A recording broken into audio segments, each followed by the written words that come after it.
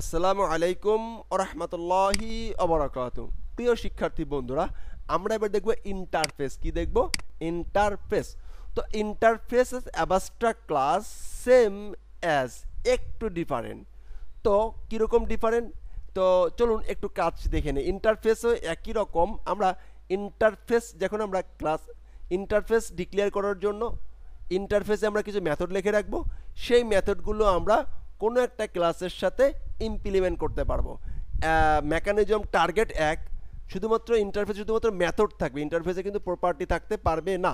Abstract ক্লাসে যদি আমি প্রপার্টি দেখাই নাই, কিন্তু অ্যাবাস্ট্রাক্ট ক্লাসের ভিতরে প্রপার্টি থাকতে পারবে। ওকে, চলুন আগে একটু দেখি। লেখা হচ্ছে ইন্টারফেস। ইন্টারফেস, আচ্ছা, এটা একটা পিএসপি চিহ্ন দিয়ে নেই। পিএসপি যেহেতু ট্যাগ, আমরা পিএসপি এখানে লেখা শুরু করলাম অ্যান্ড লিখলাম। প্রথমে হলো ইন্টারফেস নামে কিওয়ার্ড একটা থাকবে, এরপরে আমাদের দেওয়া যে কোনো নাম। তাহলে আমি লিখলাম MBANK bank. Fine, absolutely fine.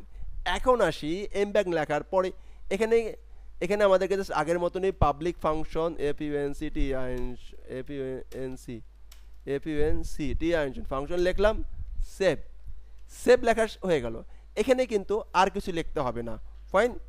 এখন এই মেথডগুলো শুধুমাত্র লেখা থাকবে, মেথডের নামগুলো লেখা থাকবে, মেথডের হেডটা লেখা থাকবে, মেথডের প্যারামিটারটা লেখা থাকবে, মেথডের ডাটা টাইপ লেখা থাকবে, বাট আর কিছু থাকবে না। এটা ইমপ্লিমেন্ট করতে হবে বা ডিক্লেয়ার করতে হবে, বা টোটাল আউটপুটটা জেনারেট কি হবে, এইটা কিন্তু এই ইন্টারফেসটাকে ইমপ্লিমেন্ট করে আর একটা ক্লাস সে বলবে। তাহলে আমি আবারও যদি একটু ডিক্লেয়ার করে বলি, যদি কোনো আমাদের আইটি ম্যানেজার থাকে, আইটি ম্যানেজার টোটাল সিস্টেমে কতগুলো মেথড থাকবে, সেই মেথডগুলো সে এইখানে লিখে দিবে, ইন্টারফেসে লিখে রাখবে যে আমার টোটাল এই অ্যাপ্লিকেশনে এতগুলো মেথড থাকবে। তো সে মেথডগুলোর নাম লিখে রাখবে, আর আমরা যারা ডেভেলপার আছি সেই ডেভেলপার ভাইয়ারা সেই মেথডগুলো এইটাকে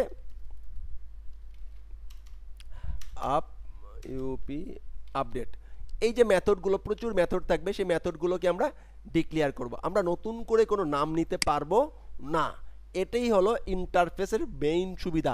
কারণ একটা ডেভেলপার যদি ইচ্ছামতো নাম নেয়, বাট আইটি ম্যানেজার সেই মেথডের নামটাই জানে না, তখন দেখা যাবে যে একটা কনফ্লিক্ট বাঁধবে। তো এটা সফটওয়্যার আর্কিটেকচারের চমৎকার নেমিং কনভেনশন এবং সিরিয়ালাইজ করে রাখার জন্য ইন্টারফেসটা খুবই ইম্পর্টেন্ট। তো চলুন এটা কিভাবে করব। এইটা ঠিকই ইন্টারফেস এবং ইন্টারফেসের নামটা লিখলাম, আর সব ঠিকঠাক।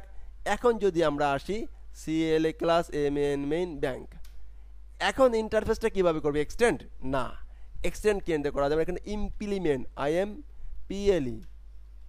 ইমপ্লিমেন্টস, ইমপ্লিমেন্ট বলে এই যে আমার ইন্টারফেসটা আছে, ইন্টারফেসটা লিখে দিতে হবে।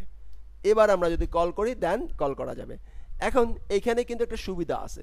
সুবিধা কি দেখেন, কল করা লাগবে না। কল না করেও দেখি কি অবস্থা। আমরা একটা কাজ করি, fine, PUB public FUNCT function test, fine, লিখলাম। আর এটি রিটার্ন আল্লাহ MOHN মোহন, আল্লাহ মোহন। ওকে ওকে, এখন এইটাকে আমরা নিউ কিওয়ার্ড নিলাম। কিওয়ার্ড নিয়ে জন্য এম ব্যাংক।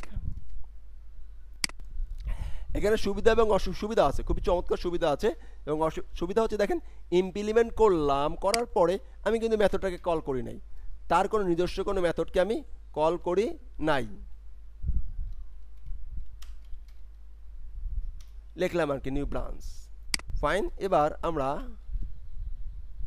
নিউ ব্রাঞ্চ থেকে এই যে মেথডটা ছিল, মেথডটাকে একটু টেস্ট করে দেখতে চাই এটা তিনি শো করে কিনা, কোনো ধরনের প্রবলেম জেনারেট করে কিনা। বাট মানে কিন্তু আমি এম ব্যাংকটাকে ইমপ্লিমেন্ট করেছিলাম। কি করেছিলাম?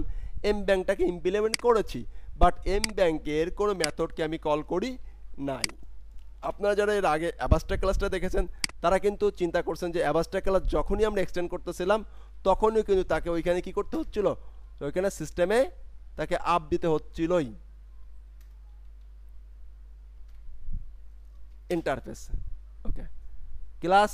এবার দেখেন এইখানে সে ইরর জেনারেট করে নাই, বাট খেয়াল করেন মেইন ক্লাস কি ব্যাংক দুইটা অ্যাবাস্ট্রাক্ট মেথডকে সে কল করতেছে, সেভ এবং আপডেটকে, এবং সেটা ইমপ্লিমেন্ট করতে হবে, ডিক্লেয়ার মাস্ট, এটাকে ডিক্লেয়ার করতে হবে। এখন এইখানে কিন্তু সিস্টেম থেকে আগে বলা ছিল যে হবে বাট এখন দেখেন সে কিন্তু ধরতেছে না। ফাইন, এখন আমরা এটাকে সেম নামে রেখে আমাকে এটা কি করতে হবে, কল করতে হবে। চলুন তাহলে আমরা কল করে ফেলাই। কল করে আমাদের ইরোরটাকে সলভ করি। ইরোর আর এটি রিটার্ন সেভ, সেভ ই সেভ। ফাইন, আপডেটটা করি।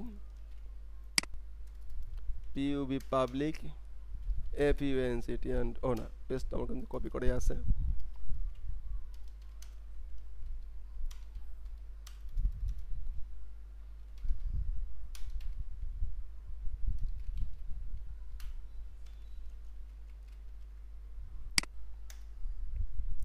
ইরোর নাই, ইরোরের জায়গায় চলে গেছে। ফাইন, এখন তাহলে টেস্ট, এটাকে আমি একটা ইকো করে দেই।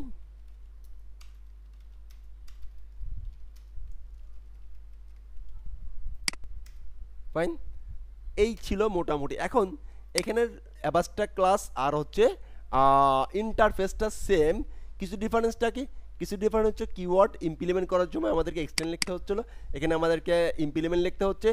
আর এইখানে হলো যে এর হচ্ছে প্রপার্টি ছিল, এর হচ্ছে প্রপার্টি নাই। ওকে, এর প্রপার্টি ছিল, এর প্রপার্টি নাই। এই মোটামুটি অবস্থা। তো আশা করছি যে ইন্টারফেসটা আপনারা বুঝতে পারছেন। ইন্টারফেসের পার্থক্য আমি বোঝাতে চাচ্ছি না, আমি বোঝাচ্ছি ইন্টারফেস হচ্ছে এমন একটা ইন্টারফেস যেখানে অনেকগুলো মেথড লেখা থাকবে, ডিক্লেয়ার করা থাকবে, মেথডের শুধুমাত্র হেড থাকবে বা প্যারামিটার থাকবে বা ডাটা টাইপ কী হবে, রিটার্ন টাইপ কী হবে সেটা বলা থাকবে।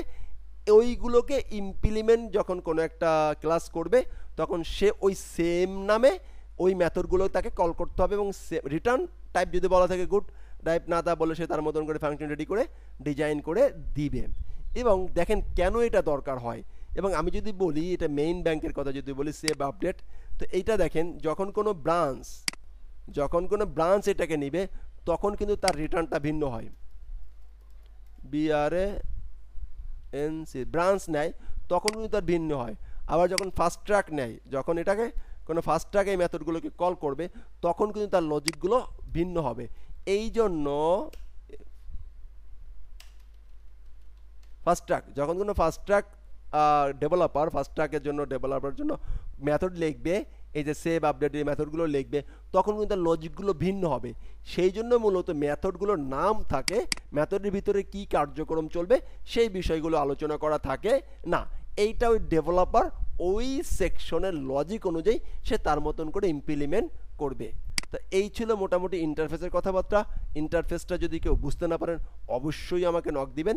বাট আমি কাছে রিকোয়েস্ট হচ্ছে যে এই যে সিস্টেমে বুঝালাম এই সিস্টেমে আপনি 2-3টা প্র্যাকটিস করবেন এবং আপনি আপনার মতন করে 2-3টা এক্সাম্পল নেবেন, দেন আশা করছি ক্লিয়ার হয়ে যাবেন।